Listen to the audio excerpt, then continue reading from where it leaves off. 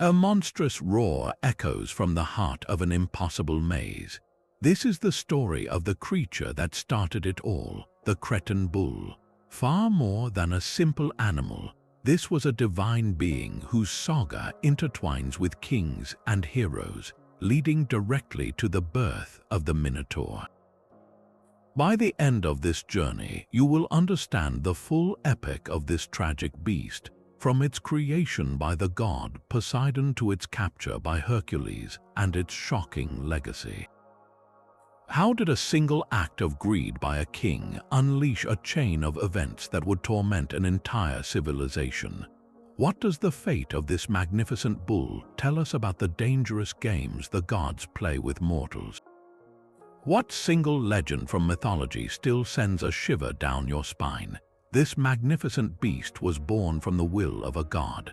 Its story begins not in a field, but in the churning, salt-spray depths of the sea itself. Poseidon, the earth shaker, ruler of the oceans, decided to bestow a powerful sign of his favor upon King Minos of Crete. To prove that the king's right to rule was divinely sanctioned, the god caused a bull to emerge from the waves. This was no ordinary animal from any earthly herd. It was a creature of breathtaking perfection, its coat a brilliant, unblemished white that seemed to capture the light of the sun. Its size was immense, its muscles coiled with a strength that was clearly supernatural. Every aspect of its being, from the proud curve of its horns to the intelligent fire in its eyes, marked it as a direct and undeniable gift from the divine realm. Poseidon's command, however, came with a crucial condition. This bull was not a gift to be kept, it was a test of faith and loyalty. The king was to take this sacred animal and offer it as a sacrifice, returning its life to the god who created it. In this single ritual act, Minos would publicly affirm that his power came not from his own might, but from the will of the gods. The bull was a symbol, a living, breathing contract between a mortal king and an immortal power.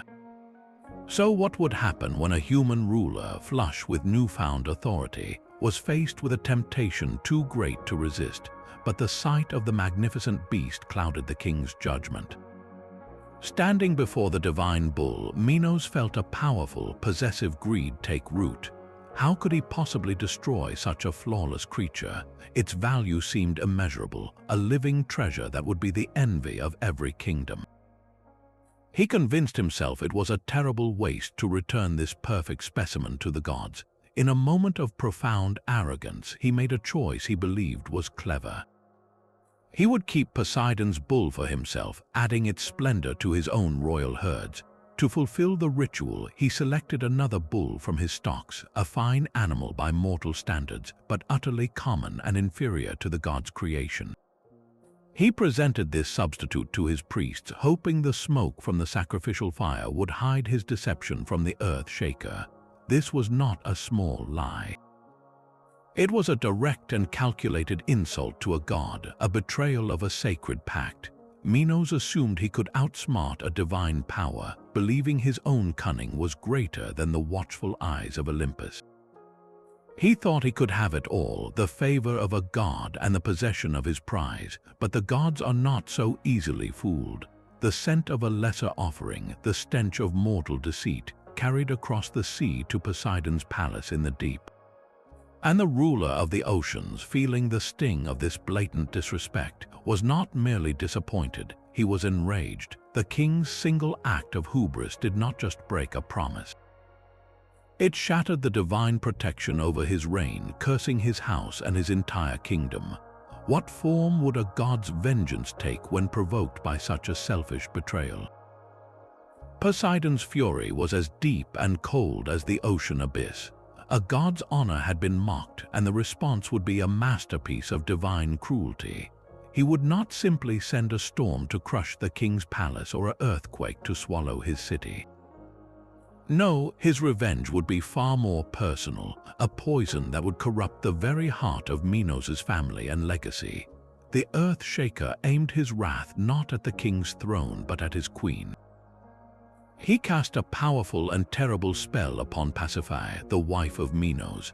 A strange and overwhelming obsession began to grow within her, an unnatural and uncontrollable passion directed at the very object of her husband's greed, the magnificent white bull. This was no simple curse of madness. It was a deeply twisted punishment, forcing the queen to desire the living symbol of the king's betrayal. Can you imagine the torment, the profound shame and confusion she must have felt? Her own will was subsumed by a divine force, a longing that defied all reason and morality, all for a creature that should have been sacrificed to the god now torturing her. This left her trapped in an impossible situation, her humanity warped by a power she could not fight. The stage was now set for a tragedy that would echo through the ages, born from a king's deceit and a god's terrible, cunning vengeance. What monstrous child could possibly be born from such a twisted union? Queen Pasiphaë was trapped in a waking nightmare, her own mind turned into a prison. The object of her torment was the very bull her husband had stolen, a constant, living reminder of his greed. A force beyond her control twisted her heart, replacing her royal dignity with a shameful and all-consuming obsession. She was a queen, a wife, a mother, yet she found herself drawn to the royal herds with a longing that defied all reason. Imagine the internal conflict, the sheer horror of fighting a desire that you know is monstrous, a feeling planted in your soul by a vengeful god. She was breaking the most fundamental laws of nature and society, yet she was powerless to stop it. This was not a choice she made, but a punishment she was forced to endure. Her humanity was being systematically erased, making her a living, breathing instrument of Poseidon's wrath. Her desperation grew with each passing day, a silent scream in a gilded cage. How could she possibly fulfill this cursed longing, and who would dare to help a queen with such a terrible request? In her deepest desperation, the queen turned to the one man in all of Crete whose genius could build the impossible. His name was Daedalus, the master craftsman, an inventor so brilliant his creations seemed to bend the very laws of nature. He was the architect of the palace itself, a man who could make stone float and wood come to life. Pasiphaë came to him with her terrible secret, a request that must have chilled even his inventive soul. Could he find a way to bridge the impossible divide between a queen and a beast? Could he engineer a solution to a problem born from divine malice? Daedalus, bound by his loyalty to the throne or perhaps fascinated by the sheer scale of the challenge, did not refuse. He retreated to his workshop, a place where imagination and reality intertwined, and he conceived a plan that was as brilliant as it was horrifying. His solution was a masterpiece of deception, a construct that would trick a god-touched animal. He built a hollow cow. This was no simple statue. He crafted a wooden frame in the perfect, life-sized shape of a heifer, then covered it with the most convincing material he could find, the skin of a real cow. He labored over every detail, from the texture of the hide to the positioning of the head, ensuring the illusion was flawless. The final contraption was so lifelike it would fool the senses of the magnificent bull, a testament to Daedalus's unparalleled skill.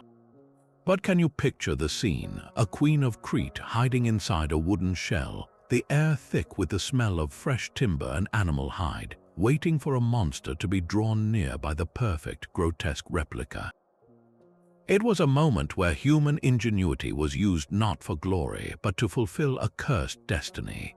This act of desperate invention did not solve a problem. It created a new one, a consequence that would soon require another, even more famous creation from the mind of Daedalus. The deception worked with a terrible, chilling perfection. Lured by the masterful replica, the great white bull was drawn to the hollow cow. Inside that dark, cramped space, Queen Pasiphaë endured the fulfillment of the curse, a moment of profound and unnatural violation. This was not a union of love or even of base animal instinct.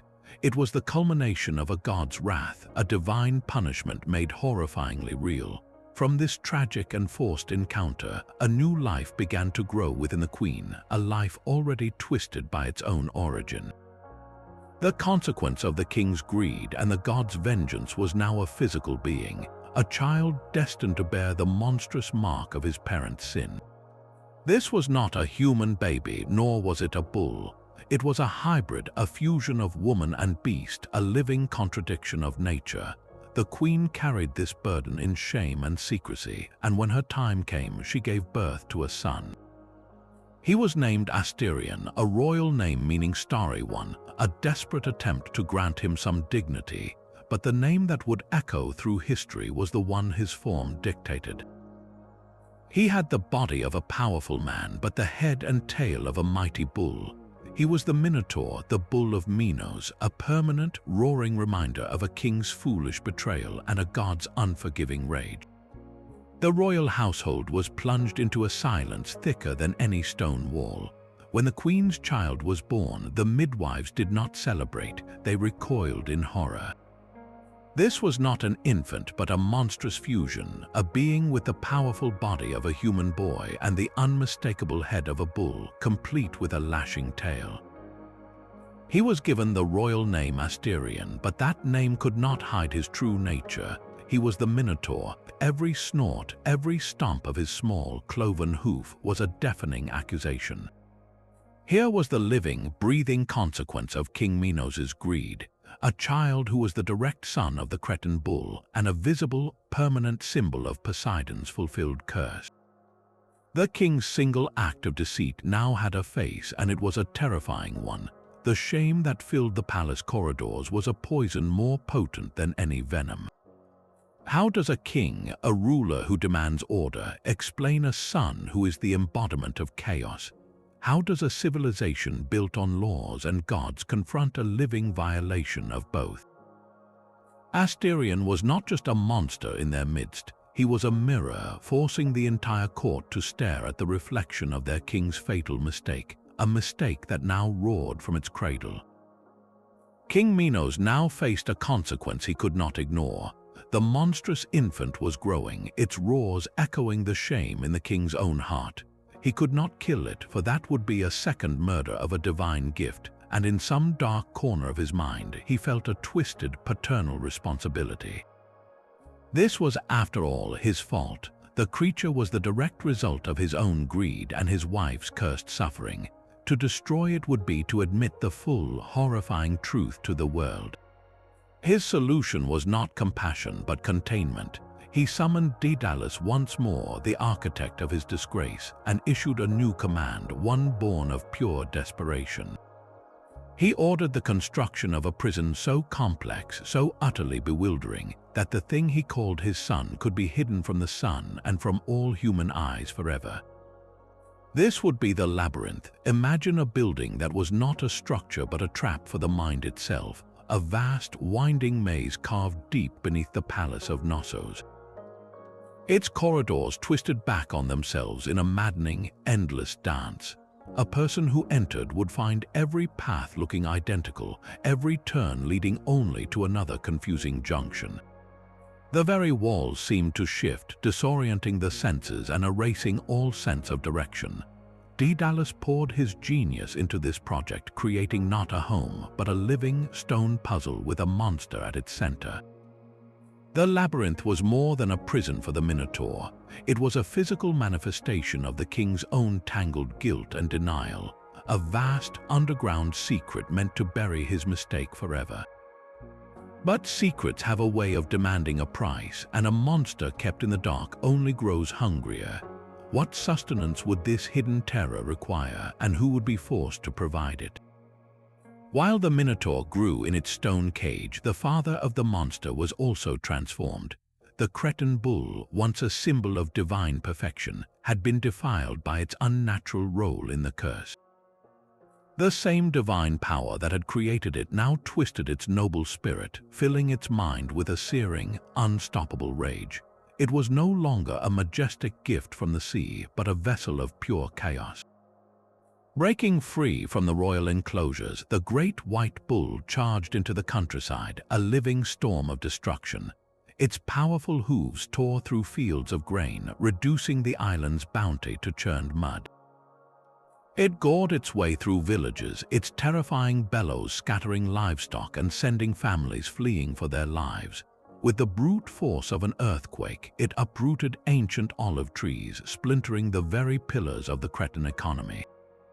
The creature meant to bless a king now became a plague upon his entire kingdom. Every trampled vineyard and every collapsed farmhouse was a direct message from Poseidon, a reminder that the god's fury was not confined to the palace. The island of Crete, once a powerful and prosperous civilization, was now being systematically dismantled by the very symbol of its king's authority. How could any mortal force hope to contain a disaster that had been unleashed by the gods themselves? The bull was not merely a creature of myth in ancient Crete, it was the very emblem of the civilization's soul. Long before the legend of the Minotaur was ever told, the image of the bull was everywhere, woven into the fabric of Minoan life. Walk through the reconstructed halls of the great palace of Knossos, and you will find the walls alive with motion. Vibrant frescoes depict a breathtaking, dangerous ritual known as bull leaping. In these stunning artworks, lithe acrobats, both male and female, are shown seizing the horns of a charging bull, using the animal's own powerful thrust to somersault over its back, landing gracefully on their feet behind it. This was not a sport for the faint of heart. It was a sacred performance, a dance with death that demonstrated human courage, agility, and a profound connection to the raw power of the natural world. The bull in this context was a partner in a divine spectacle, a living symbol of the untamable forces that the Minoans both revered and sought to master.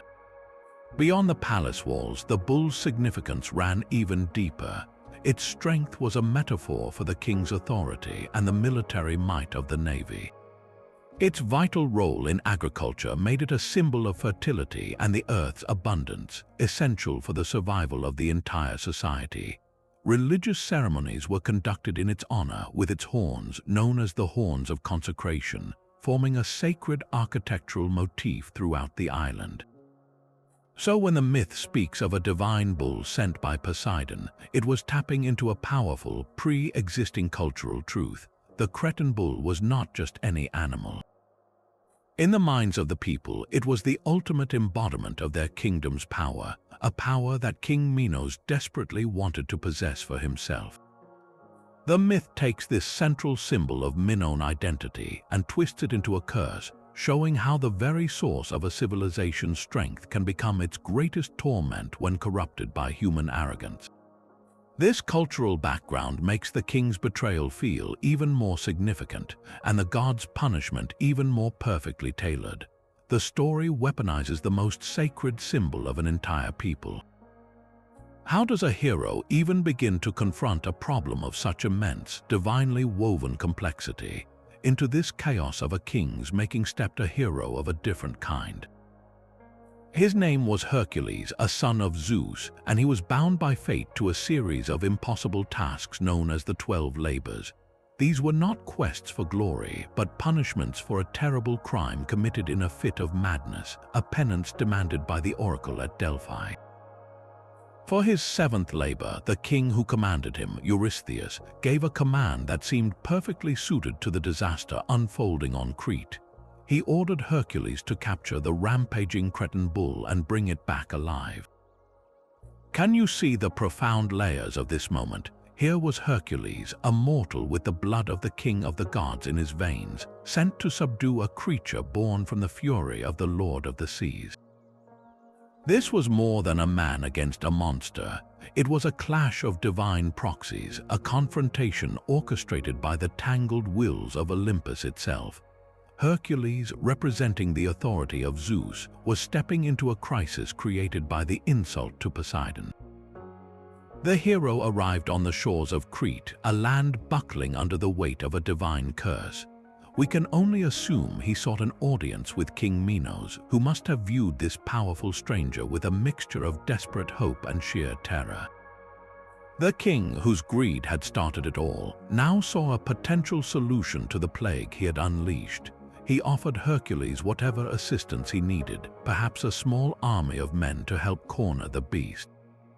But Hercules, in his legendary confidence, refused. This was his labor, his challenge to face alone.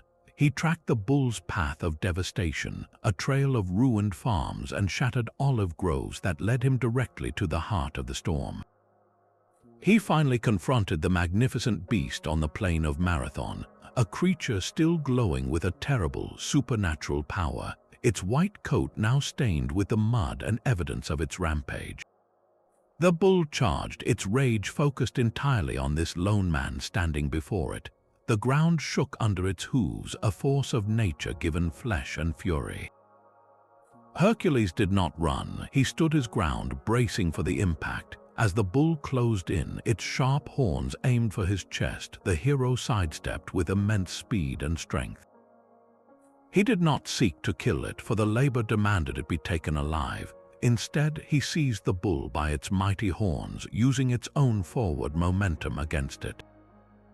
In a breathtaking display of raw power, he wrestled the divine creature to the ground, muscle against divine muscle, until its frantic struggles ceased. Exhausted and subdued, the bull was finally conquered. Hercules bound it with strong ropes, and in a final, humiliating image for the beast that had terrorized a kingdom, he climbed onto its back and rode it all the way to the sea. He forced the creature that had emerged from the waves to sail across them, a prisoner in his ship on its way to King Eurystheus. The bull, the original source of all the tragedy, was now removed from the island. But could the simple capture of an animal truly end a curse that had already taken such a deep and monstrous root? Hercules stepped onto the shores of Crete, a land groaning under the weight of its own curse. He did not need to ask for directions to the source of the trouble. The trail of destruction was a map in itself, leading straight to the palace of a desperate king. Minos, who had once coveted the bull with such arrogant greed, now sat powerless on his throne. The symbol of his divine right to rule had become an unstoppable force of nature, tearing his kingdom apart field by field. When the legendary hero stood before him, the king saw not a threat but his only hope.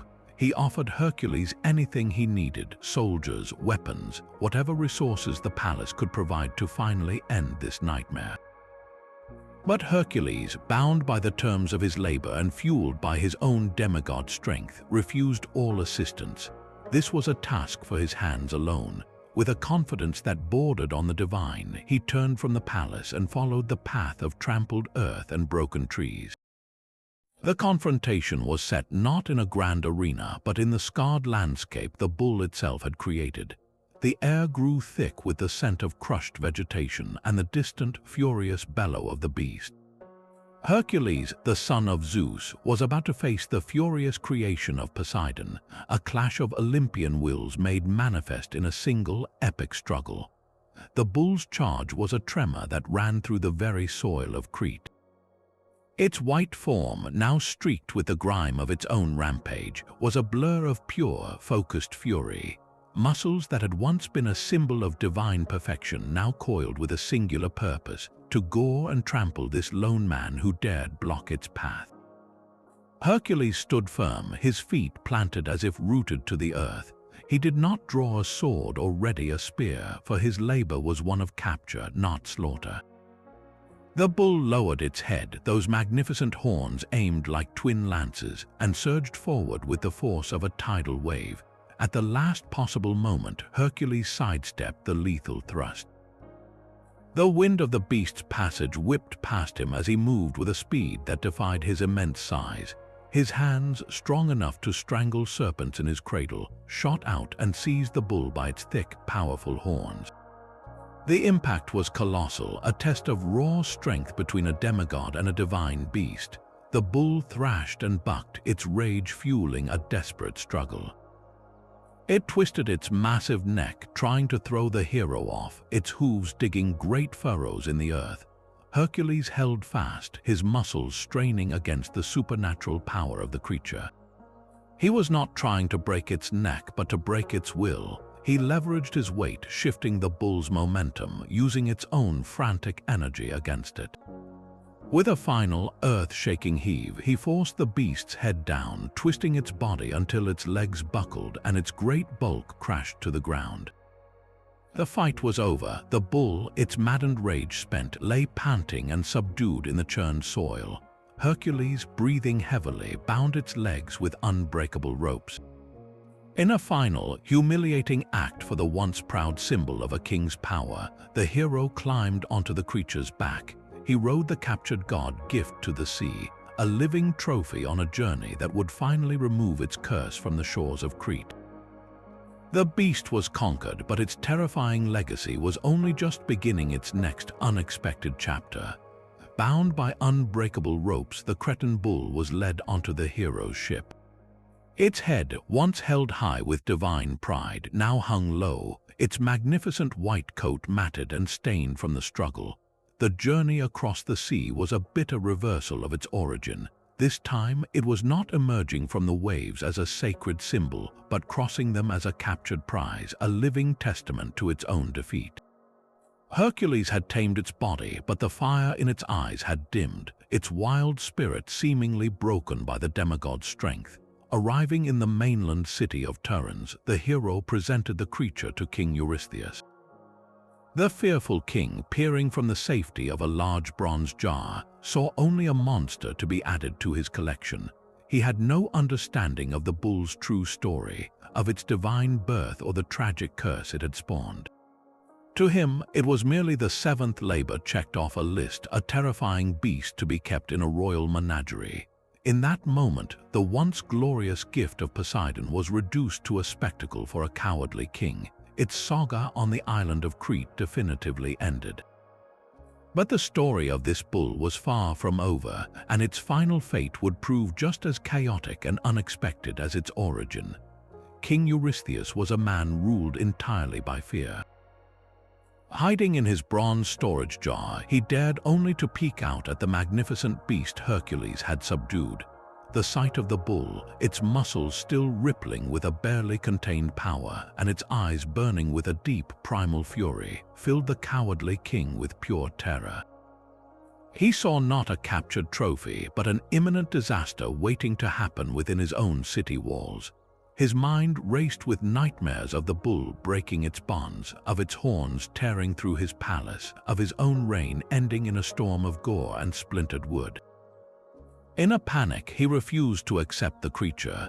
He did not see its value or its divine origin. He saw only a threat he could not control. His immediate, frantic order was for Hercules to release it at once. He wanted the problem gone, thrown back into the world so that its danger would be someone else's burden. This single, cowardly decision unraveled the hero's hard work in an instant. The ropes were cut, and the Cretan bull, once a divine gift, then a cursed plague, and now a rejected prisoner, found itself free once more. Its rage, now compounded by humiliation, needed a new outlet. It did not return to the sea from whence it came. Instead, it turned its fury upon the mainland of Greece, charging into the region of Attica to begin a new chapter of terror. The curse of Poseidon, having tormented an island kingdom, was now unleashed upon the heart of the Greek world. Freedom was a bitter taste for the bull. Released from its bonds on the mainland, the divine animal found itself in a new land, the fertile plains of Marathon in Attica. But this was not a return to peace. The humiliation of its capture and the primal rage that had festered since its first corruption by Poseidon's curse now boiled over with renewed intensity.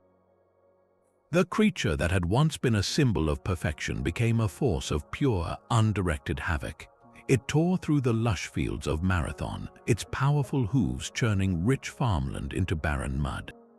It gored any farmer or herdsman brave or unfortunate enough to stand in its way, its terrifying bellows echoing across the flat landscape, sowing fear through every village. Just as it had in Crete, the bull systematically dismantled the region's agriculture, targeting the very vineyards and olive groves that were the lifeblood of the local people. In this new phase of its existence, the creature earned a new name, one born from the terror it inflicted upon this specific land. It was no longer just the Cretan bull. To the terrified inhabitants of Attica, it became the Marathonian Bull, a name that tied its legend directly to the soil it was now desecrating. This was a powerful reminder that the consequences of King Minos' sin were not contained by the sea. The god's vengeance, once set in motion, could not be so easily quarantined to a single island. The chaos had now washed up on the shores of mainland Greece itself, a roaming disaster searching for a final, definitive end to its tragic story. Into this chaos stepped a young prince from Athens, a hero whose name would one day become legend. His name was Theseus, the son of King Aegeus, and he was determined to prove his worth not through his royal blood, but through his own courage and strength. The rampaging Marathonian bull presented the perfect challenge. The creature had brought terror to the Attic countryside, a destructive force that no local warrior had been able to stop. For Theseus, this was more than a simple monster hunt. It was a crucial test, a demonstration that he possessed the heroic qualities needed to one day rule Athens. He saw the suffering of the people and the ruined farmlands, and he made a decisive choice. He would confront the beast alone, subduing the very same creature that had once been the downfall of King Minos. This feat would serve as a powerful prelude, proving his mettle before he would face an even greater horror born from the same bull's cursed legacy. How does a young man prepare to face a monster that has already defeated an entire army of fear? The myths offer two compelling versions of this final confrontation.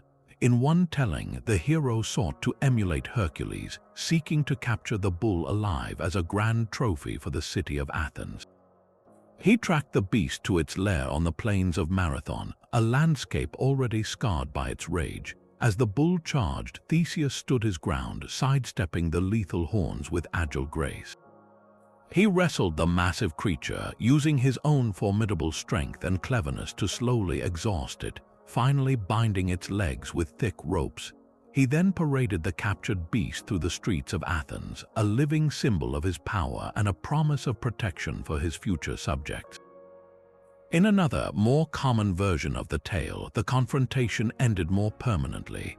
Recognizing the bull as an incurable source of destruction, a being too corrupted by divine fury to ever be tamed, Theseus chose a different path. In a fierce and brutal battle, he fought the monster not with tricks but with raw force, ultimately driving a sword or spear into its heart, finally ending its long and tragic rampage. Either way, the outcome was the same. The saga of the Cretan Bull, which began with a god's gift emerging from the sea, was over. Its journey of divine favor, twisted into a curse and culminating in a reign of terror across two lands, was finally concluded by the sword of a hero.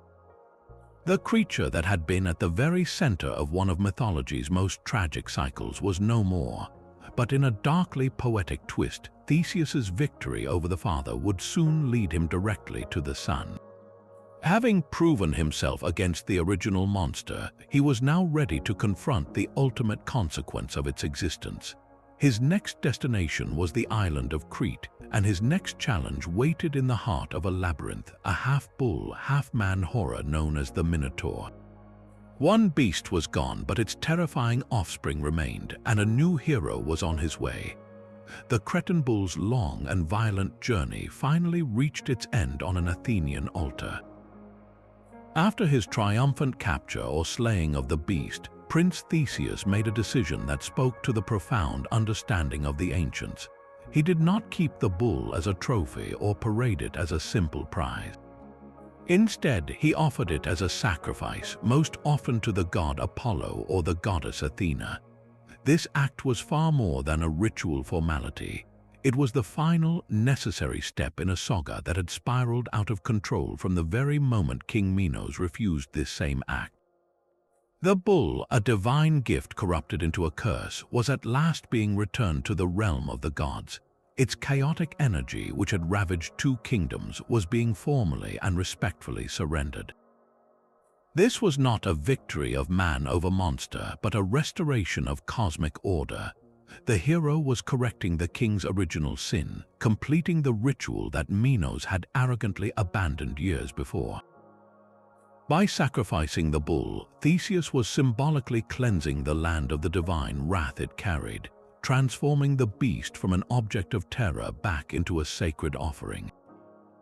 Its immense power, once a plague upon the earth, was now converted into smoke and prayer, ascending to the heavens where it truly belonged. This final act brought a terrible, beautiful symmetry to the entire legend. The story that began with a refusal to sacrifice a god's gift ended with a hero willingly offering that same creature back to the divine. The bull's body was consumed by the sacrificial fire, but its legacy was far from ash. Its blood had watered the soil of two lands, and its unnatural son still waited in a labyrinth of stone, a permanent scar on the world. The cycle of one monster was closed, but the echo of its existence would demand one final, epic confrontation. Two monsters, father and son, each a terrifying testament to the same original sin. The Cretan Bull began its life as a vision of divine perfection, a creature of the open sea and sky, its power meant to be a blessing. Its son, the Minotaur, knew only the confines of a sunless maze, its existence a secret shame from the very moment it was born. One was a force of nature unleashed upon the world, rampaging across fields and through villages.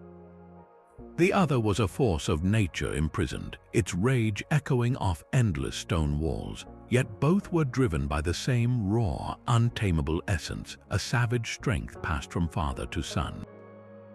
The bull's power was physical, a storm of hooves and horns that could reshape the landscape. The Minotaur inherited this immense physicality, but its power was psychological, a lurking dread that fed on fear and human sacrifice.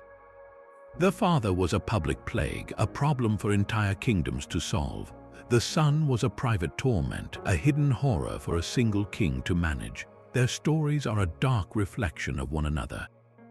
The bull was made a monster by the corruption of a curse and the betrayal of a king. The Minotaur was born a monster, its very form a permanent, roaring accusation. One was a symbol twisted, the other a symbol born twisted. Both, however, share the same tragic root. They are not merely beasts of myth, but consequences.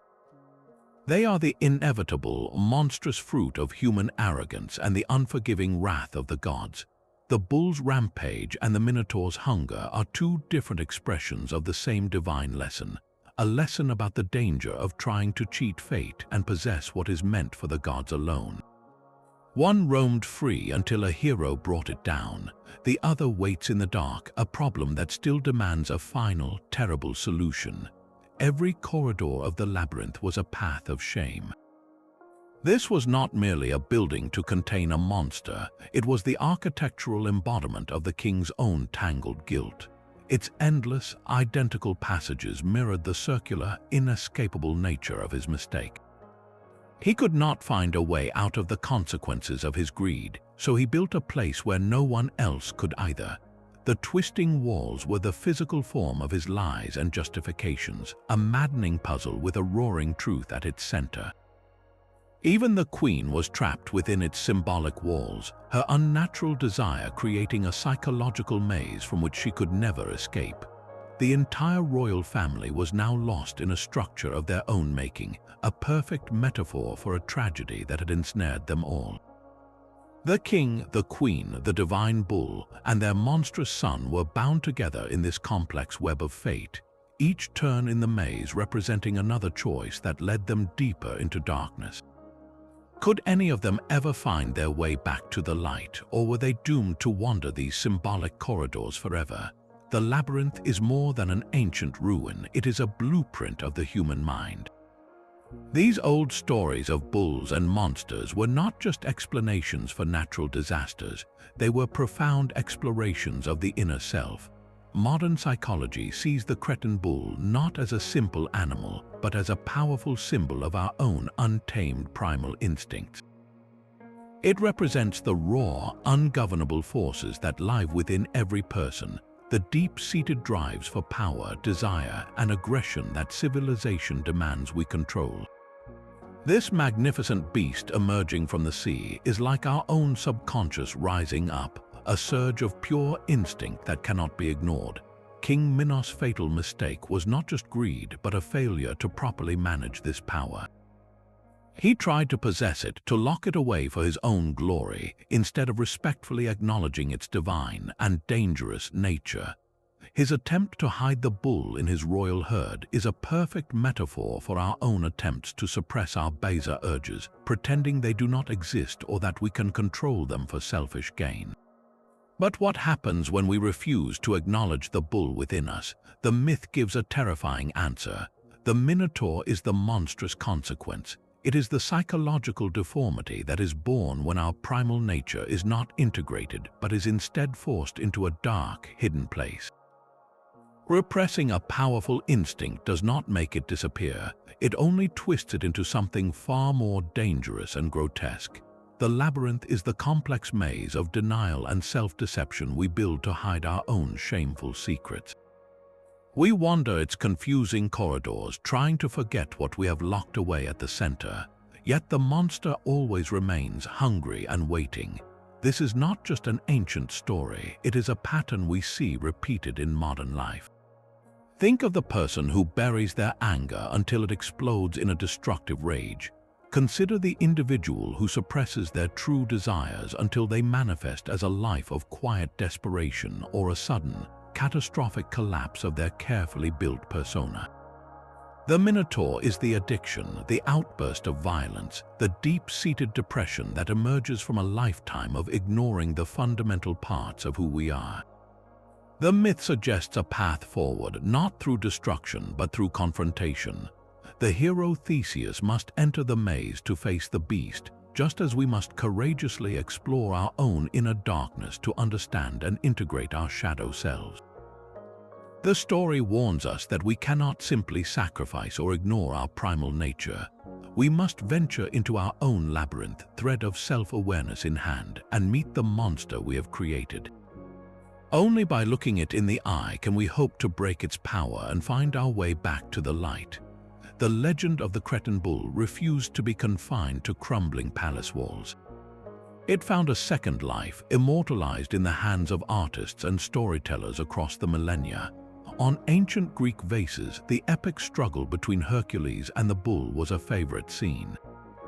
These terracotta canvases, fired in kilns over 2,000 years ago, capture the raw tension of the moment. You can see the hero's muscles straining as he grapples with the magnificent beast, its powerful form coiled in defiance. The artists did not depict a simple monster, but a worthy adversary, a divine force locked in combat with a demigod. This was more than decoration. It was a way for an entire culture to visualize and remember the foundational stories that defined their world. The confrontation was a popular subject because it represented the ultimate triumph of human courage and order over primal, untamed chaos. Centuries later, Renaissance painters rediscovered these myths with a fresh passion.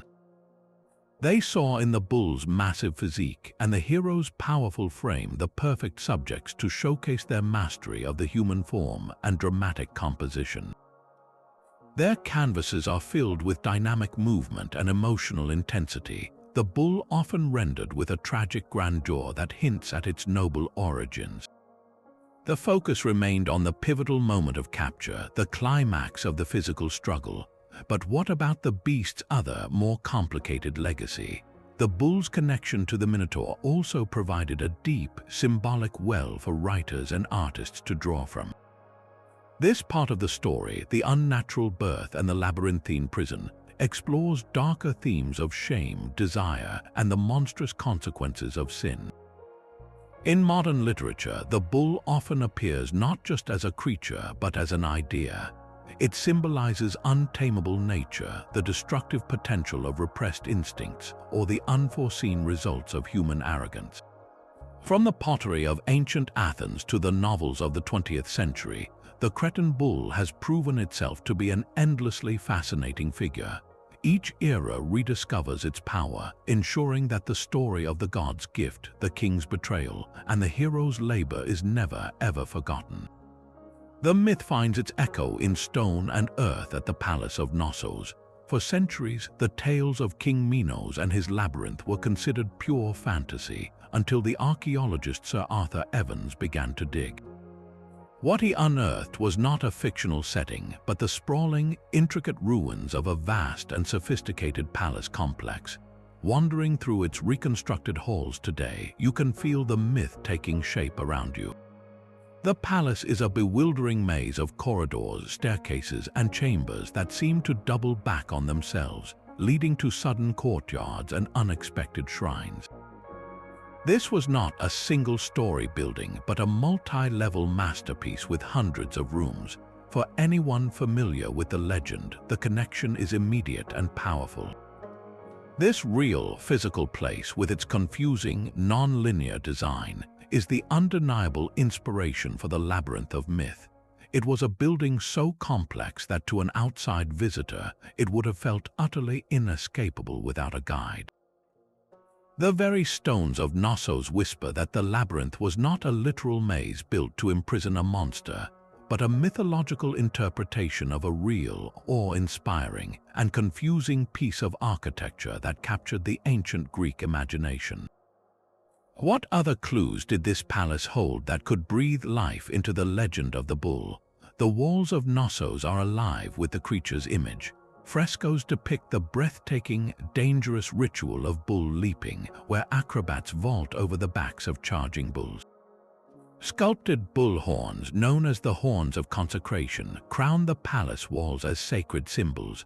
Bull-shaped rhytons, vessels used for pouring ritual libations, have been found in the ruins. This was not a culture that merely told stories about a divine bull. It was a civilization that worshipped it. The Minoans integrated the bull into their very identity, seeing it as a symbol of power, fertility, and a direct connection to the divine. The myth of the Cretan bull sent by Poseidon makes profound sense when viewed through this archaeological lens. It is not a random invention, but a story deeply rooted in the cultural reality of a people for whom the bull was the ultimate sacred animal. The legend transforms a central tenet of Minoan religion into a dramatic narrative of what happens when that sacred power is disrespected.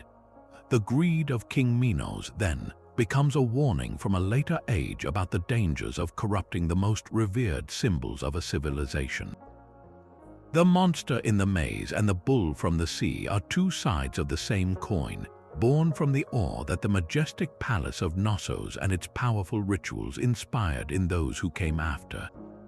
This entire epic, from the shimmering sea to the dark heart of the labyrinth, was set in motion by a single choice. The Cretan bull's journey is a saga of transformation, a being that began as a divine blessing and became, in turn, a test of faith, an instrument of divine revenge, the father of a monster, and finally, a legendary challenge for two of Greece's greatest heroes.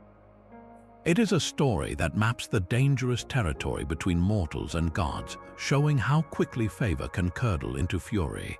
The bull itself was never truly evil. It was a force of nature, a magnificent power that became a plague only when it was misappropriated by human greed.